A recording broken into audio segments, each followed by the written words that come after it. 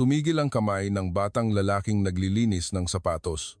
Mula sa kanyang bulsa, inilabas niya ang isang maliit na memo. May listening device na nakakabit sa relo ninyo, Chairman. Nayanig ang mga mata ni Don Enrique Santiago, ang chairman ng Santiago Group of Companies. Ngunit, bilang isang bihasang negosyante, hindi nagbago ang kanyang ekspresyon. Sa halip, kinuha niya ang panulat at nagsulat sa likod ng memo. Kaya mo bang tanggalin? Tahimik na tumango ang binatilyo. Kung interesado kayong malaman kung anong mga pangyayari ang idudulot ng maliit na piraso ng papel na ito, mangyaring mag-subscribe at i-like ang aming channel. Ipaalam sa amin sa mga komento kung saan kayo nakikinig ngayon at taos puso naming ipagdarasal na mapuno ng kalusugan at kaligayahan ang lugar na iyan. Ngayon, simulan na natin ang kwento. Sa isang eskinita sa business district ng Makati, mayroong isang maliit na puwesto ng tagalinis ng sapatos. Ito ay nasa isang tahimik na lugar, malayo ng kaunti sa magulong siyudad. Ang may-ari ng puwesto ay si Jose Joey Reyes, isang 17 taong gulang na binatilyo. Iba si Joey sa karaniwang mga tagalinis ng sapatos. Palagi siyang nakapikit habang naglilinis ng sapatos ng kanyang mga customer. Para sa mga bagong nakakakita sa kanya, ito ay kakaiba, ngunit alam ng kanyang mga suki ang katotohanan. Nakikita ng batang ito ang mundo gamit ang kanyang mga tainga, hindi ang kanyang mga mata. Si Joey ay isinilang na may pambihirang pandinig. Naririnig niya ang mga tunog na hindi kayang marinig ng karaniwang tao. Ang pag-ikot ng mga gear sa loob ng relo, ang pagtuyo ng tinta sa isang fountain pen, at maging ang pagbilis ng tibok ng puso ng isang tao ay kaya niyang maramdaman. Nang araw na iyon, tulad ng dati, naupo si Joey sa kanyang puwesto pagkatapos ng klase. Ganito niya palaging ginugugol ang kanyang mga hapon. Mga bandang 3:00 ng hapon, narinig niya ang isang pamilyar na yabag, ang ritmo ng pagdikit ng suwelas sa lupa, ang haba ng bawat hakbang, at ang bahagyang pagkakaladkad ng kaliwang paa. Kahit hindi imulat ang mga mata, alam ni Joey kung sino iyon. Dumating na si Don Enrique. Si Don Enrique Santiago, ang chairman ng SGC. Isang negosyanteng lampas na sa 70 anyos, ngunit nananatiling tuwid ang tindig at disiplinado. 3 buwan na ang nakalipas mula ng aksidente niyang matagpuan ang puwesto ni Joey, at mula noon, 3 beses sa isang linggo siyang bumibisita, palaging mag-isa, walang bodyguard o sekretarya. Sa simula, humanga siya sa galing ni Joey sa paglilinis ng sapatos. Ang kanyang mga kamay ay napakadelikado, na kahit ang mga pinakamagagaling na craftsman ay hahanga, ngunit may mas malalim na dahilan kung bakit patuloy na bumabalik si Don Enrique. Sa tuwing uupo siya sa maliit na puwesto na yon, nakakaramdam siya ng kakaibang kapayapaan. Sa kanyang buhay na napapaligiran ng kapangyarihan at pera, ang maliit na espasyong ito ang tanging lugar na tila walang pagkukunwari. "Andito na ako," sabi ni Don Enrique, habang umuupo sa mababang silya. Tahimik na yumuko si Joey bilang pagbati bago hubarin ang sapatos ng chairman. Habang naglalagay ng wax at pinapakintab ito ng tela, isang pamilyar na gawain, nakarinig siya ng isang kakaibang tunog. Galing ito sa relo ng chairman, isang Patek Philippe Grand Complication. Sanay na siya sa tunog ng mga mekanikal na gear nito, ngunit ngayon lang siya nakarinig ng isang mahinang electronic sound na nakahalo rito. Isang maliit at paulit-ulit na tunog na hindi maririnig ng ordinaryong tao. Huminto ang kamay ni Joey. Bumilis ang tibok ng kanyang puso. Ito ay isang listening device. Dahan-dahan, kinuha ni Joey ang isang maliit na papel at panulat mula sa kanyang bulsa. Nanginginig ang kanyang kamay, ngunit malinaw niyang isinulat, "Chairman, may listening device po sa relo ninyo. Huwag po kayong magpahalata." Inabot niya ang tinuping papel sa kamay ni Don Enrique. Binuksan ito ng chairman. Sa isang iglap, nayanig ang kanyang mga mata. Ngunit bilang isang negosyanteng namuno sa mundo ng korporasyon sa loob ng ilang dekada, hindi nagbago ang kanyang ekspresyon. Itiniklop niya ang papel na parang walang nangyari at hiniram ang panulat ni Joey. "Sigurado ka ba?" Sumulat muli Naging malamig ang tingin ni Don Enrique. Ang Patek Philippe ay purong mekanikal. Hindi dapat ito gumawa ng electronic sound. At ang masakit pa, ang regalong ito ay galing sa kanyang sariling anak, si Miguel. Muling gumalaw ang panulat ni Don Enrique. "Kaya mo bang tanggalin?" Tumango si Joey. Hinubad ni Don Enrique ang kanyang relo at ibinigay ito kay Joey. Mula sa kanyang kahon ng sapatos, kinuha ni Joey ang isang set ng maliliit na precision screwdrivers. Bagamat ito'y para sa pagkukumpuni ng sapatos, palagi itong nakakatulong sa mga delikadong gawain. Binuksan niya ang likod ng relo. Sa gitna ng komplikadong mekanismo, may isang bagay na hindi dapat naroroon. Isang itim na chip na mas maliit pa sa butil ng bigas. Isang makabagong uri ng micro-listening device. Pinigil ni Joey ang kanyang hininga habang maingat na tinatanggal ang chip gamit ang tiyan. Inilagay niya ito sa isang maliit na lata ng sapatos na metal at isinara ito ng mahigpit. Chairman, ligtas na po kayo. Kapag nasa loob ng lata, hindi makakalabas ang signal at wala na silang maririnig. Tinitigan ni Don Enrique si Joey. Hindi ordinaryo ang batang ito. Isinara ni Joey ang likod ng relo at isinauli ito. Isinuot ito ni Don Enrique sa kanyang pulso. Sa wakas, nagsalita siya. Anong pangalan mo? Jose Reyes po. Joey na lang po.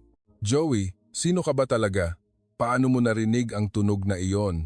Nag-alinlangan sandali si Joey bago sumagot. Naririnig ko lang po. Simula pagkabata, ganito na po ako. Naririnig ko ang mga bagay na hindi naririnig ng iba. Matagal na tinitigan ni Don Enrique ang mga mata ni Joey. Hindi ito mga matang nagsisinungaling. Sa katunayan, ang mga ito ay napakadalisay na tila hindi nababagay sa maruming mundong ito. Gusto mo bang malaman kung sino ang nagregalo nito? Umiling si Joey. Wala po akong kinalaman doon. Tama ka. Tumayo si Don Enrique mula sa kanyang upuan, ngunit hindi gumalaw ang kanyang mga paa. Joey, po, sumama ka sa akin. Napatingala si Joey. Kailangan ko ang mga tainga mo. Tinitigan ni Joey ang mga mata ni Don Enrique. Naramdaman niyang sa sandaling tanggapin niya ang alok, magbabago ng tuluyan ang kanyang buhay. Ang kanyang ordinaryong pamumuhay bilang isang tagalinis ng sapatos ay magwawakas at papasok siya sa isang mundong ibang-iba. Ngunit hindi niya kayang tumanggi. May naramdaman siya sa mga mata ng matandang ito. Hindi ang pagmamataas ng isang makapangyarihan, kundi ang desperasyon ng isang taong tunay na nangangailangan ng tulong. Dala ang kanyang kahon ng sapatos, tumayo si Joey. Paglabas nila ng eskinita, bumungad sa kanila ang nagtataasang gusali ng SGC headquarters. Habang papalapit sila sa pangunahing pasukan, isang lalaking nakasuit ang nagmamadaling sumalubong sa kanila. Ito si Cruz, ang pinuno ng security. Ang tingin ni Cruz ay napunta kay Joey. Kumunot ang kanyang noo nang makita ang batang may dalang kahon ng sapatos. Chairman, sino po ang batang ito? Cruz, isasama ko siya sa taas. Naging seryoso ang mukha ni Cruz. Chairman, sigurado po ba kayong ipapasok ang batang kalye na ito sa headquarters?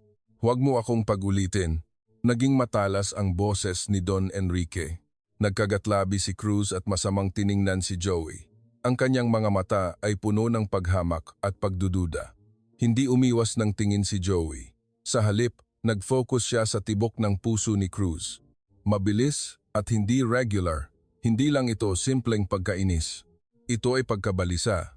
Ang tunog ng puso ng isang taong may itinatago. Pumasok silang tatlo sa lobby ng headquarters. Sa parehong oras, sa opisina ng Vice Chairman sa ika-10 palapag, hawak ni Miguel Santiago ang isang maliit na receiver. Ang hininga at mga yabag ng kanyang ama na kanina'y malinaw na naririnig ay biglang nawala. Inilapit ni Miguel ang receiver sa kanyang tainga. Tanging static na lang ang naririnig. Anong nangyari? Naging malamig ang tingin ni Miguel. Nalaman ba nila ang tungkol sa listening device? O nasira lang? Biglang bumukas ang pinto at pumasok ang kanyang sekretarya. Vice Chairman, kararating lang po ng chairman sa headquarters. May kasama po siyang isang hindi kilalang binatilyo. Bahagyang tumaas ang kilay ni Miguel. Binatilyo? Lumapit siya sa bintana at tumingin sa ibaba. Nakita niya ang kanyang ama na naglalakad papasok sa gusali at sa tabi nito ay isang batang lalaki na may dalang kahon ng sapatos. Dahan-dahang ngumiti si Miguel. Interesting, bulong niya habang tinitingnan ang isang larawan sa kanyang mesa. Ito ay isang lumang litrato niya kasama ang kanyang ama. Dad, hindi ko alam kung ano ang binabalak mo. Hinaplos ni Miguel ang mukha ng kanyang ama sa litrato. pero pareho lang ang magiging resulta. Naging malamig ang kanyang mga mata. Ang laro para sa trono ng Santiago Group ay nagsimula na. Sa loob ng private elevator, papuntang chairman's office sa ika-20 palapag, silang dalawa lang ni Don Enrique ang magkasama. Joey, nagsalita si Don Enrique sa mahinang boses. May hihilingin ako sa'yo.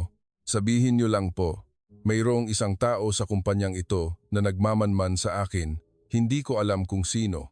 Ngunit ang listening device na natuklasan mo ngayon, sigurado akong hindi iyon ang simula. Ang boses ni Don Enrique ay kalmado, ngunit mabigat ang kahulugan. Manatili ka sa tabi ko. Sabihin mo sa akin ang lahat ng maririnig mo. Siyempre, babayaran kita ng sapat. Nag-alinlangan sandali si Joey. Hindi ito simpleng trabaho ng paglilinis ng sapatos. Ito ay pagpasok sa isang away pamilya para sa kapangyarihan. Ngunit may ibang pumasok sa isip ni Joey. Ang 17 taon niya sa bahay ampunan, ang araw-araw na paglabas sa kalye dala ang kanyang kahon. Ang mga oras na hindi siya maaaring magreklamo kahit na magasgas ang kanyang mga kamay at tuhod. Maaaring ito na ang pagkakataon. Sige po, Chairman. Isang ngiti ng ginhawa ang lumitaw sa mukha ni Don Enrique. Ting, huminto ang elevator sa ika-20 palapag. Halos mapigil ang hininga ni Joey sa tanawing bumungad sa kanya. Isang malaking bintana mula sahig hanggang kisame ang nagpapakita ng buong tanawin ng Makati. Ang sahig ay may makapal na karpet na lumulubog sa bawat tapak at sa isang pader ay may nakasabit na mga antigong pinta. Isang lugar na malayong-malayo sa mundong kanyang kinalakihan. Sa sandaling iyon, malakas na bumukas ang pinto ng opisina. Si Miguel Santiago. Tumayo si Miguel sa may pinto at tiningnan ang loob ng opisina. Ang kanyang tingin ay huminto kay Joey. Ito ba yung tagalinis ng sapatos? Kumatok ka muna bago pumasok. Mayroon lang akong importanteng sasabihin. Pumasok si Miguel nang may malalaking hakbang at huminto sa harap ni Joey. Mula sa itaas, ang kanyang tingin ay malamig. Anong pangalan mo? Nag-focus si Joey sa tibok ng puso ni Miguel. Mabagal at matatag. Hindi ito ang puso ng isang taong nagsisinungaling. Sa halip, ito ay puno ng kumpiyansa. Hindi siya natatakot. Jose Reyes po. Joey, bakit nandito sa opisina ng chairman ang isang tagalinis ng sapatos? Sumingit si Don Enrique. Ako ang nagdala sa kanya. Kailangan ko siya. Aba, tumaas ang kilay ni Miguel. Dad, alam kong hindi maganda ang pakiramdam ninyo nitong mga nakaraang araw, pero ang magpasok ng isang batang kalye sa opisina ninyo, ano na lang ang sasabihin ng board of directors? Sa kumpanya ko, ako ang magpapasya kung sino ang kakausapin ko. Wala kang pakialam doon. Matigas ang boses ni Don Enrique. Saglit na nagkagat-labi si Miguel bago ngumiti. Okay Dad, pasensya na po kung lumampas ako. Tumalikod siya at naglakad papunta sa pinto. Ngunit bago lumabas, lumingon siya kay Joey. Joey, di ba? Welcome sa SGC. Ngumiti siya, ngunit ang kanyang mga mata ay hindi. Nagsara ang pinto. Pinakinggan ni Joey ang mga yabag ni Miguel papalayo. Ang tunog ng pagtawid sa hallway, pagsakay sa elevator, at pagkatapos ay ang mahinang tunog ng pakikipag-usap sa telepono sa loob ng elevator. Alamin ninyo ang pagkatao ng batang yan. Halungkatin ninyo ang background ni Jose Reyes. Kung may makita kayong kahinaan, i-report agad sa akin.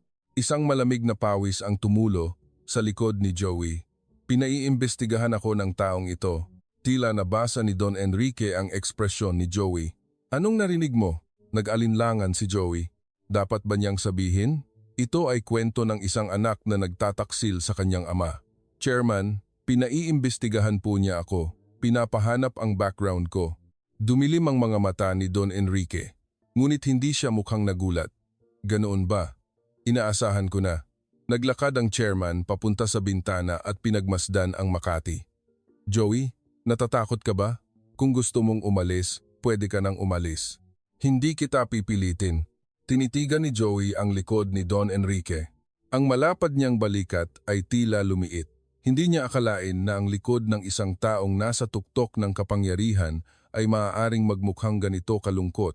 Hindi po ako aalis. Lumingon si Don Enrique. Maaaring mapanganib ito. Alam ko po. pero mananatili ako sa tabi ninyo. Hindi alam ni Joey kung bakit lumabas ang mga salitang iyon sa bibig niya. Naramdaman lang niya na hindi niya dapat iwanang mag-isa ang matandang ito. Isang bahagyang ngiti ang sumilay sa labi ni Don Enrique. Salamat. Sa sandaling iyon, may isa pang tunog na narinig si Joey. Mula sa sulok ng kisame ng opisina, sa likod ng isang air vent, mayroong isang napakaliit na electronic sound.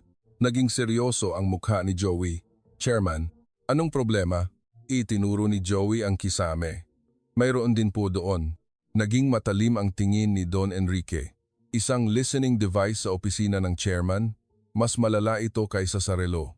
Ang relo ay maaaring lagyan ng sinuman mula sa labas.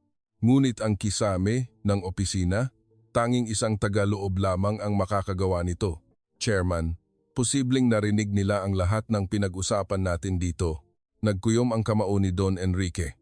Tinitigan niya ang pinto kung saan lumabas si Miguel na nakangiti kanina. Ganoon pala. Hindi ko akalain na aabot sa ganito. Ngumiti siya ng mapait. Ang matandang tigre na ito ay nabulag na't hindi na nakita ang mga kuko ng sarili niyang anak. Ang kanyang boses ay puno ng pagsisisi, higit pa sa galit. Isang buhay siyang nakipaglaban sa mundo ng korporasyon. Nalampasan niya ang maraming pagtataksil at sabuatan para marating ang tuktok. Ngunit hindi niya namalayan ang sarili niyang anak. Walang masabi si Joey. Hindi ito tungkol sa negosyo. Ito ay tungkol sa pagtataksil sa pagitan ng ama at anak.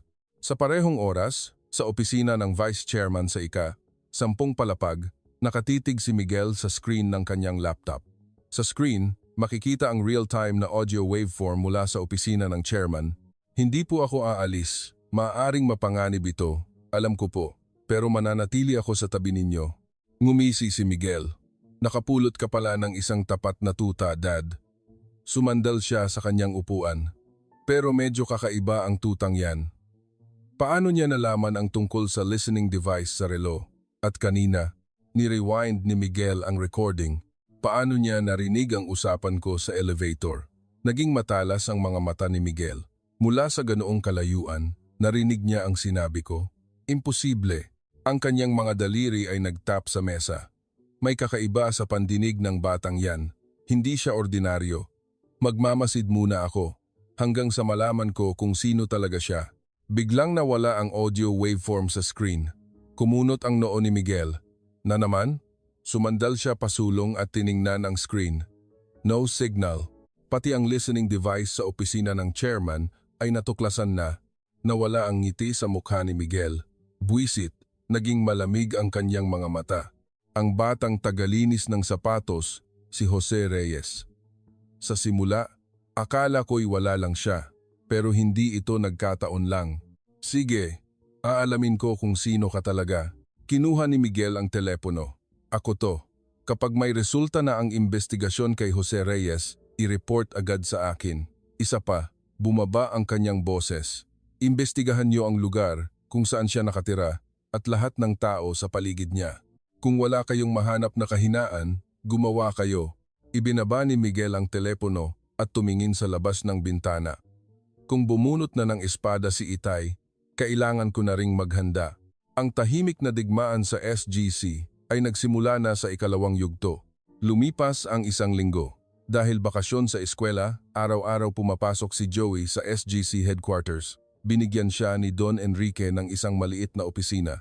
Ang kanyang titulo, Special Assistant to the Chairman. Walang nakakaalam kung ano talaga ang trabaho niya. Ngunit dahil ang chairman mismo ang gumawa ng posisyon, walang nangahas na questionin ito. Simplang ang trabaho ni Joey, samahan ang chairman at pakinggan ang mga tunog sa paligid.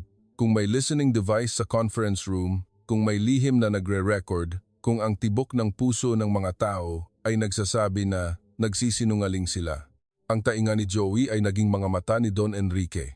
Sa loob ng 1 linggo, maraming problema ang naiwasan dahil kay Joey.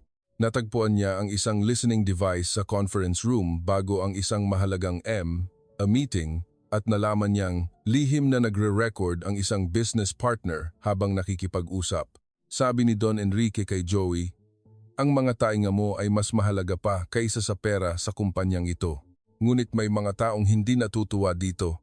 Sino ba talaga yan? at laging nakadikit sa chairman. Dating tagalinis lang daw ng sapatos yan. Baka naman nagiging ulyanin na si chairman. Grabe naman yan. Sa hallway, sa banyo, sa elevator, naririnig ni Joey ang lahat ng bulungan. Sanay na siya sa mga ganoong tunog. Noong nasa bahay ampunan siya at nag-aaral, palagi niya itong naririnig. Ampon lang yan. Kawawa naman, pero wag nating isama sa laro. Pinilit ni Joey na baliwalain ang mga ito at mag-focus sa kanyang trabaho. Ngunit ang problema ay dumating sa hindi inaasahang paraan. Biyernes ng hapon, pinuntahan si Joey ni Miss Ana Santos, ang Chief of Staff ni Don Enrique. Seryoso ang mukha ni Miss Ana.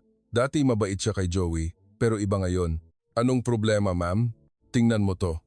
Iniabot ni Miss Ana ang isang folder. Binuksan ito ni Joey at nahulog ang ilang mga litrato. Namutla si Joey. Nasa litrato siya, ngunit mga eksenang hindi niya alam.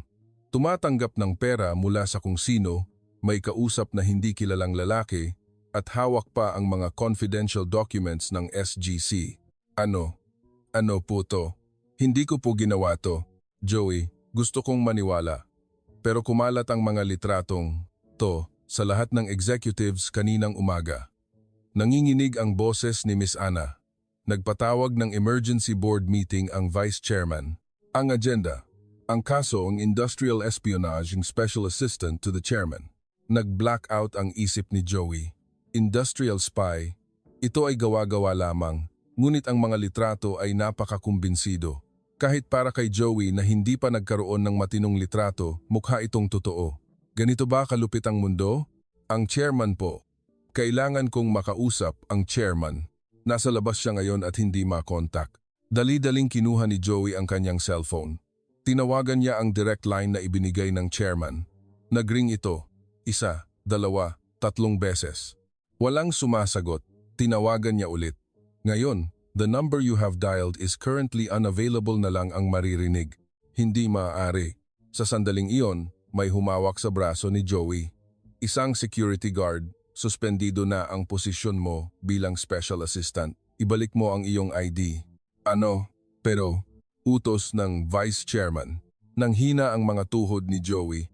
Hindi niya inasahan na ganito kabilis kikilos si Miguel. Si Miguel ang may pakana ng lahat ng ito. Narinig niya ang isang pamilyar na boses mula sa likuran, Jose Reyes. Si Cruz, ang pinuno ng security. May kakaibang ngiti sa kanyang mukha. Pinapatawag ka ng vice chairman. Sumama ka. Mr. Cruz, wala po akong kasalanan. Hindi ko po ginawa yon. Sabihin mo, yan ng direkta sa vice chairman. Hinawakan ng mahigpit ni Cruz ang braso ni Joey. Masakit. Huminto ang elevator sa ika-10 palapag. Bumukas ang pinto ng opisina ng vice chairman. Nakatayo si Miguel sa may bintana. Dumating ka na pala. Lumingon si Miguel. Hawak niya ang folder ni Joey. Jose Reyes, 17 taong gulang, galing sa isang bahay ampunan sa Maynila. Inabandona ng mga magulang sa edad na 5. 3 beses na sinubukang ampunin, pero lahat ay nabigo. Parang gumuho ang mundo ni Joey. Iyon ay isang nakaraang hindi niya sinabi kaninuman. Isang batang 3 beses nang inabandona ay nakadikit sa ama ko. Ano ang pakay mo? Pera? O? Lumapit si Miguel kay Joey. Mga sikreto ng kumpanya. Hindi po. Hindi ko po ginawa yon. Kung gayon, ano ang mga litratong ito? Itinutok ni Miguel ang mga litrato sa mukha ni Joey. Gawa-gawa lang po yan. Photoshop. Hindi ko po kailanman ginawa yan. Kung Photoshop man yan o hindi, pulis na ang magpapasya. Ngumisi si Miguel. At dahil napag-usapan na natin ang pulis, balak kitang kasuhan. Po? Industrial espionage. Kung mapatunayang nagkasala, minimum na 5 taon yan. Dahil menor de edad ka, baka mabawasan, pero siguradong sa Youth Detention Center ka mapupunta. Nagsimulang mamuo ang luha sa mga mata ni Joey. Natatakot siya. Walang ginagawang masama. Pero gumuho ang lahat. Vice Chairman, maniwala po kayo sa akin. Totoo po. Maniwala? Tumawa si Miguel. Sino ang maniniwala sa isang batang 3 beses nang inabandona? Ang mga salitang iyon ay parang kutsilyong tumusok sa kanyang puso. Hindi na nakapagsalita si Joey. Lumapit si Miguel. Umalis ka ng tahimik at aatrasin ko ang kaso. bulong niya. Lumayo ka sa SGC at huwag ka nang magpapakita sa ama ko. Kung gagawin mo yan, ililigtas ko ang buhay mo. Tinitigan ni Joey ang mga mata ni Miguel. Walang emosyon, tanging isang malamig at kalkuladong tingin. Bibigyan kita ng panahon para mag-isip. Hanggang bukas, sumenyas si Miguel. Hinila ni Cruz ang braso ni Joey. Nagsara ang pinto ng opisina. Naiwan si Joey na mag-isa sa hallway. Nanghina ang kanyang mga tuhod at napasandal siya sa pader. Hindi niya makausap ang chairman at walang naniniwala sa kanya. Ito na ang pinakamahabang araw sa kanyang 15 taon ng buhay. Nagsimula ang lahat ng araw na iyon. Ang araw na natagpuan niya ang listening device sa relo ng chairman. Ang pagtulong niya ay naging isang kasalanan. Sa huli, itatapon na naman ba ako? Tumulo ang luha mula sa mga mata ni Joey. Mga kaibigan, habang pinapakinggan ninyo ito, hindi ba't sumisikip ang inyong dibdib? Isang batang walang kasalanan na biglang naging kriminal dahil sa mga pekeng litrato. Ang buhay niya ay maaaring masira dahil lang sa pagtulong. At ngayon, binigyan pa siya ng ultimatum hanggang bukas. Ano kaya ang mangyayari sa batang ito? Tatakas ba siya o lalaban hanggang sa huli? Sa susunod na bahagi, malalaman natin ang kasagutan. Patuloy na makinig. Kinabukasan, hindi nakatulog si Joey. Nakatitig lang siya sa kisame ng kanyang kwarto sa bahay ampunan buong gabi. Hanggang ngayon ang palugit na binigay ni Miguel. Umalis ng tahimik at iatras ang kaso o manatili at mapunta sa kulungan. Ano ang dapat kong gawin? Nang sa wakas ay bumangon si Joey, may malakas na katok sa pinto. Joey, lumabas ka saglit. Boses ito ng direktor ng ampunan. Pagbukas niya ng pinto, madilim ang mukha ng direktor. Direk, ano pong problema? Joey, pasensya ka na. Yumuko ang director. Kailangan mo nang umalis ngayon din. Po? Bakit po biglaan? May tumawag mula sa City Hall kanina. Hindi raw nila maaaring panatilihin ang isang suspect sa krimen sa ampunan. Kailangan daw kumilos agad. Nanigas ang puso ni Joey. Sa dulo ng hallway, nakita niya ang dalawang lalaking nakasuit. Ang mga lalaking ito. Nakita niya sila sa headquarters kahapon. Mga tauhan ni Cruz. Direk, wala po akong ginawang masama. Gawa-gawa lang po lahat yan. Alam ko, Joey, pero may pressure mula sa taas. Naluha ang direktor. Pasensya na talaga. Hindi na nakapagsalita si Joey. 5 taon siyang nanirahan sa lugar na iyon mula noong 2 anyos siya. Wala siyang oras para mag-impake. Ang dala lang niya ay ang suot niyang damit at ang luma niyang kahon ng sapatos.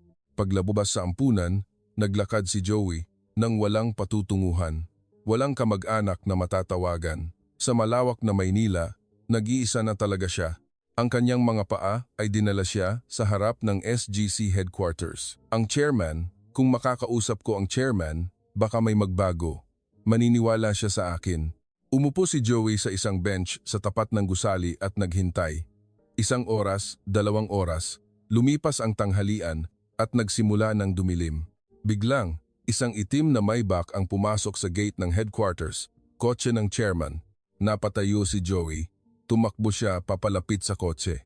Chairman! Chairman! Huminto ang kotse.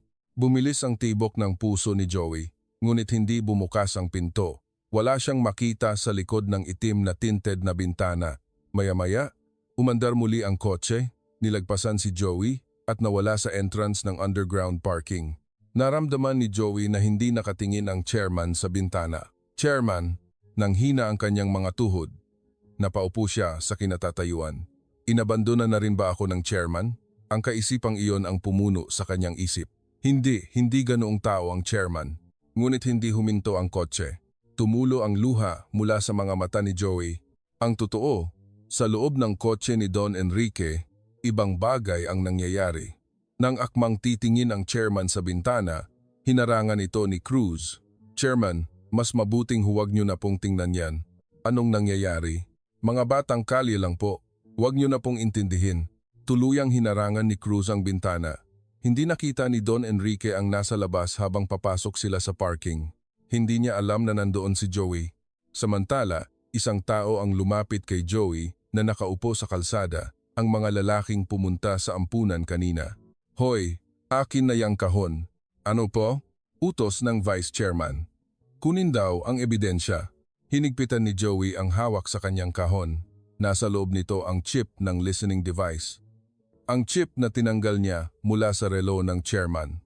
Ang tanging ebidensya na makakapagpatunay na wala siyang kasalanan. Hindi po pwede. Akin po to. Tumawa ang lalaki. Ibigay mo na. Habang maganda pa ang usapan. Kung hindi, hinawakan ng lalaki ang kwelyo ni Joey. Sinubukan niyang agawin ang kahon. Nagpumiglas si Joey. Hindi! Hindi ko to ibibigay. Hayop ka.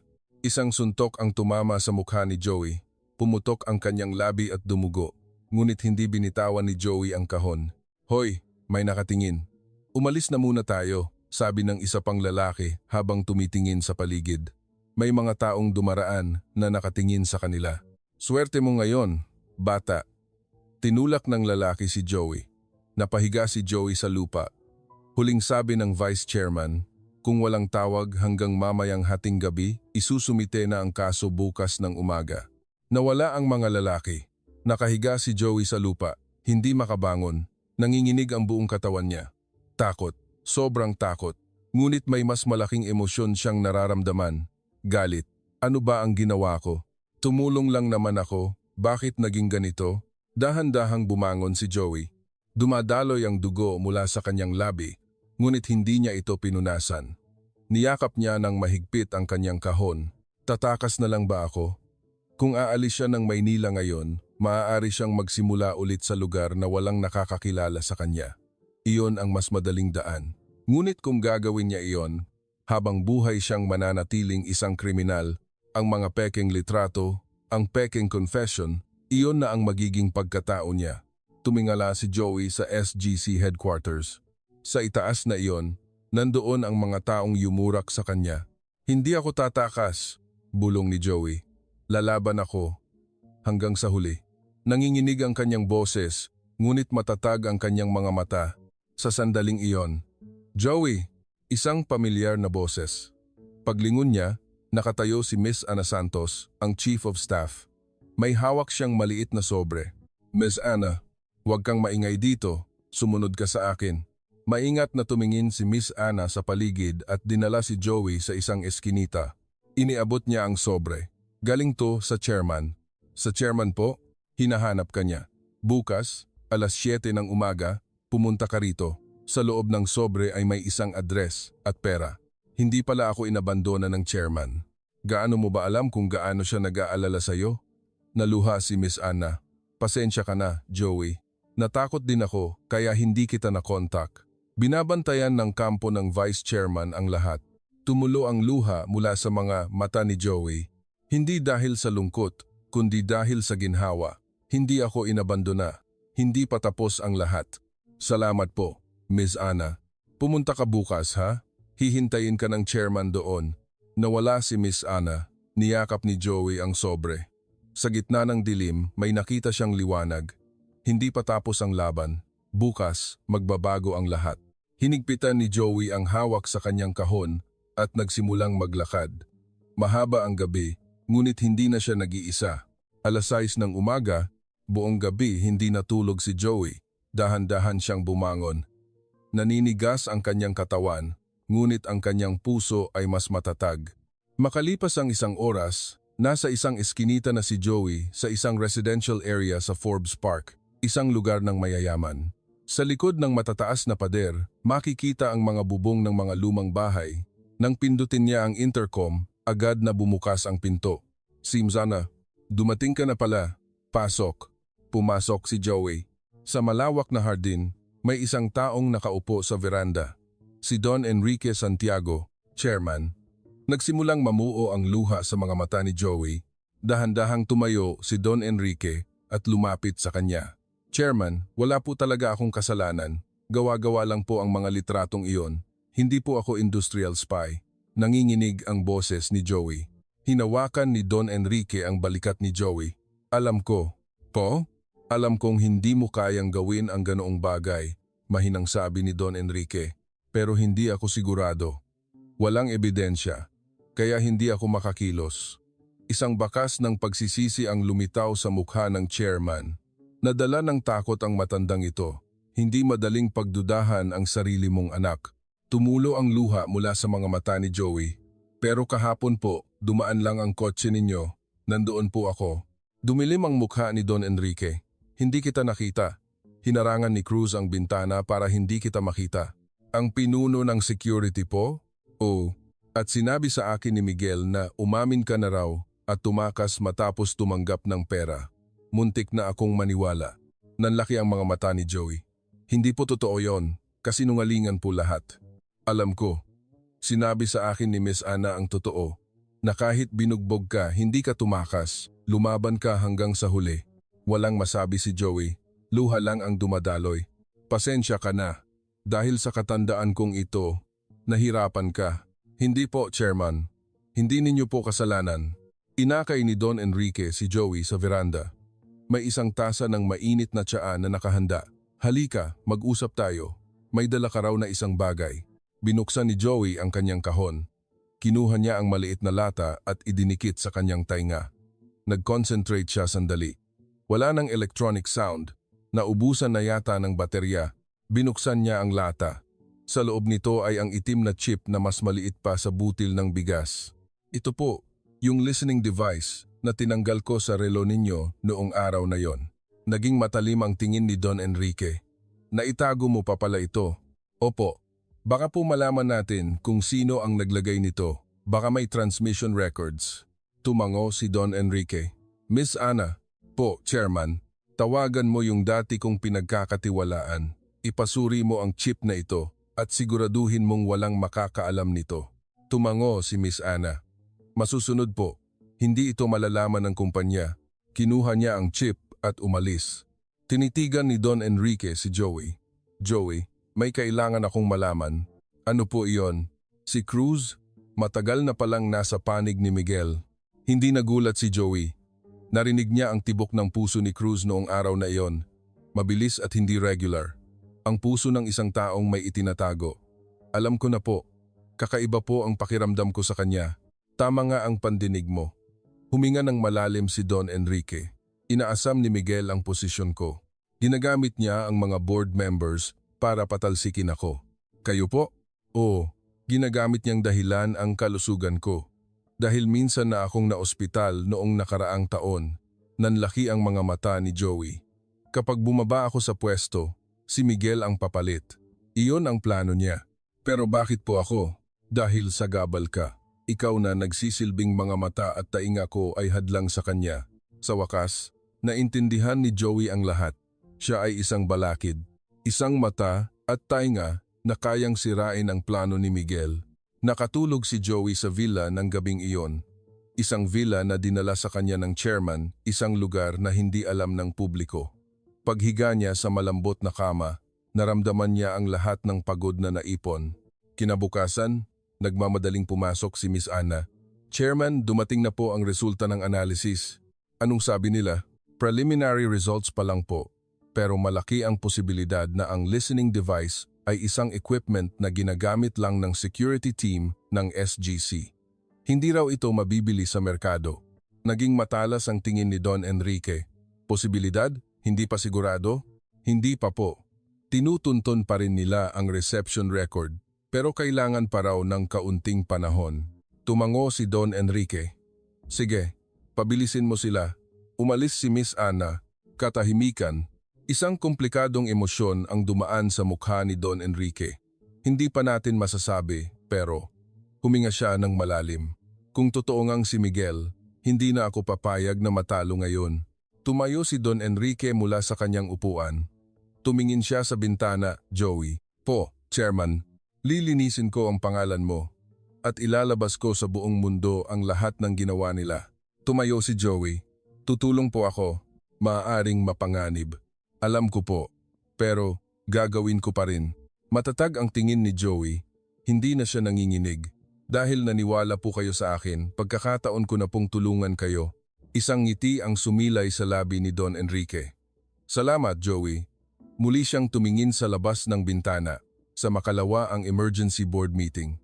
Doon niya ako balak patalsikin. Kung gayon, kailangan po nating maghanda bago yon. Tama. Kailangan natin ng mas maraming ebidensya. Hindi sapat ang listening device. Tumango si Joey. Chairman, may naisip po ako. Ano yon? Maingat na sinabi ni Joey. Mahilig po sa listening device ang vice chairman, di ba? Kung gayon, paano kung ako naman ang makinig? Makinig? Hindi pa po ako sigurado kung kaya ko. Pero baka may marinig po ako mula sa panig nila gamit ang tainga ko. Tinitigan ni Don Enrique si Joey. Delikado yan. Alam ko po. Pero pwede naman pong subukan, di ba? Hindi agad sumagot si Don Enrique. Pag-iisipan ko, hindi siya tumanggi. At alam ni Joey na hindi pa tapos ang laban. Ang emergency board meeting sa Makalawa. Walang nakakaalam kung ano ang mangyayari. Ngunit isang bagay ang sigurado, hindi na sila magpapatalo.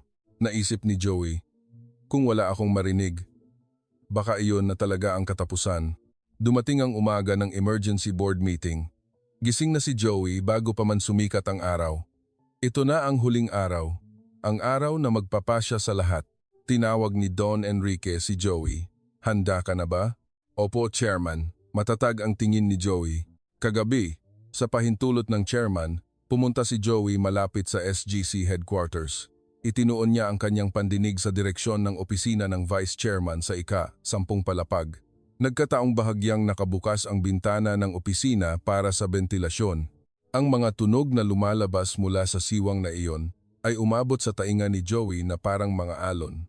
Ang tainga ni Joey na kayang makarinig kahit sa likod ng pader at hallway, at narinig niya ang usapan nina Miguel at Cruz. Kailangan nating tapusin ito bukas sa board meeting. Handa na po ang lahat. Mahigit kalahati ng board ay nasa panig na natin. Ang mga dokumento tungkol sa kalusugan ni Itay. Nakuha ko na ang lahat ng medical records niya noong naospital siya. At yung kaso ng batang yan, naisumite na ang complaint. Pagkatapos ng meeting, aarestuhin na agad siya. Ang original na peking litrato ay nasa computer ko lang. Kaya huwag kang mag-alala, binura ko na ang lahat ng bakas. Isinaulo ni Joey ang bawat salita ng usapan. Iniulat niya ang lahat sa chairman at ngumiti ang chairman. Magaling, Joey. Ngayon ako naman. 10:00 ng umaga. SGC Headquarters, Main Conference Room. Nagsimula na ang emergency board meeting. Ang mga board members ay nakaupo sa isang mahabang mesa. Pagkatapos magsimula ang pulong, agad na nagsalita si Miguel. Isa lang ang agenda natin ngayon, ang discussion tungkol sa management vacuum dahil sa problema sa kalusugan ng chairman. Nagkaroon ng bulungan sa mga miyembro. Naglabas si Miguel ng mga dokumento. Mula nang maospital ang chairman noong nakaraang taon, nagkaroon na ng problema sa kanyang business judgment. Kamakailan, umabot pa sa punto na nag-appoint siya ng isang industrial spy bilang special assistant. Umalingaw-ngaw ang boses ni Miguel sa conference room. Iminumungkahi ko ang isang vote of no confidence sa chairman. Ilang miyembro ang tumango.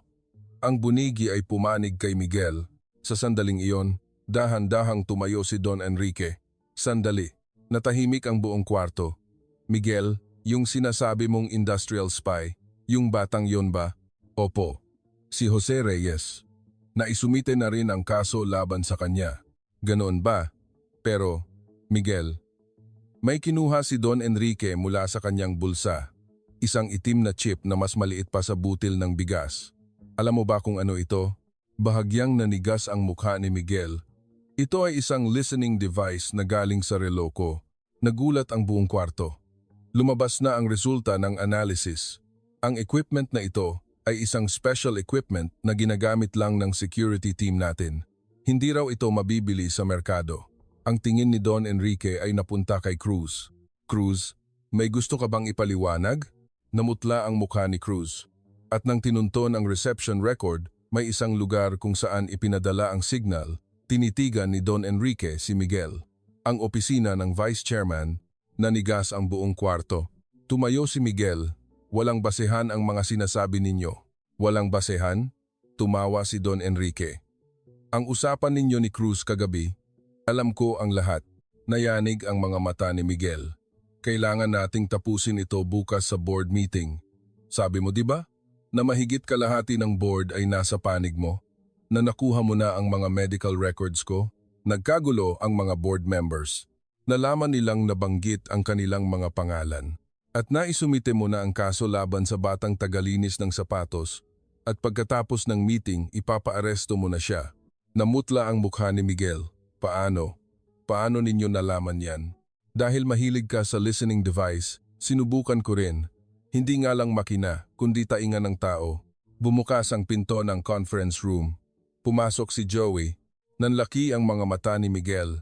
Narinig ng batang to ang lahat ng sinabi ko mula sa likod ng pader. Tinitigan ni Joey si Miguel. Hindi siya nanginginig. Hindi po ako industrial spy. Gawa-gawa lang po lahat ng vice chairman, pati ang mga litrato at ang confession, lahat po ay peke. Nagkagat ngipin si Miguel. Maniniwala ba kayo sa sinasabi ng isang batang kalye? Sa sandaling iyon, pumasok si Miss Anna na may dalang mga dokumento. Chairman, may karagdagang resulta po. Anong nalaman? Sa usapan na narinig ni Joey, nabanggit na ang original ay nasa computer ko lang.